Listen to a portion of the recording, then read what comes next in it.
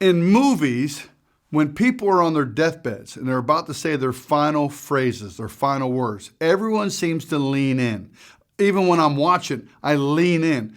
Well, the final words of Christ, the Messiah, before he left the earth, his final words were, "You go and make disciples, baptizing them in the name of the Father and the Son and the Holy Spirit, teaching them to obey everything that I've commanded.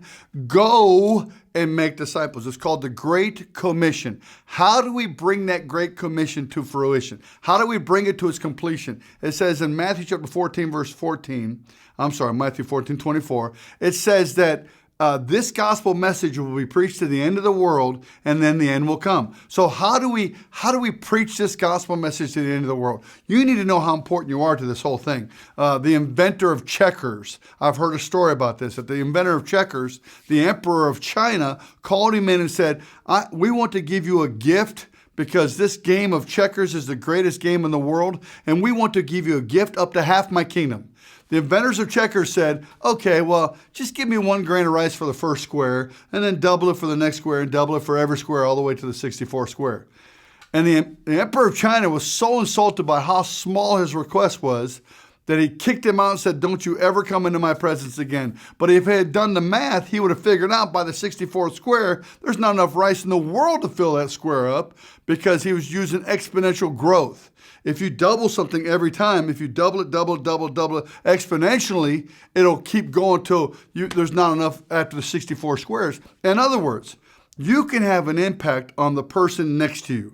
Like if you're in a grocery store, if you're in a gas station. I remember one time I stopped in this gas station. This guy was amazing. He was so funny. He had no teeth. It was in the middle of the country. He was country as country's country. So I walked up to him and said, he said, "How you doing there, young whippersnapper?" I said, "I'm spoilt rotten." He looked at me and said, "You tore up." I said, "That's right." So we had this conversation. I didn't understand half the words, but it was pure entertainment for him. He said, "Why are you spoilt?" I said, "I'm spoiled because the Lord loves me, my wife loves me, my kids think I'm okay, barely. But all of these things, I'm spoiled by God." And the guy looks at me and says, "That's amazing." So I'm figuring he's open. So I shared Jesus with him. He prayed to receive Christ, and it was an amazing time. I shared with him. He goes and shares with somebody. He goes and shares. They go and share. If we could just share with the people we're around, we can bring the end to the Great Commission. Now, there's another thing we can do. We can go somewhere and tell people about Christ.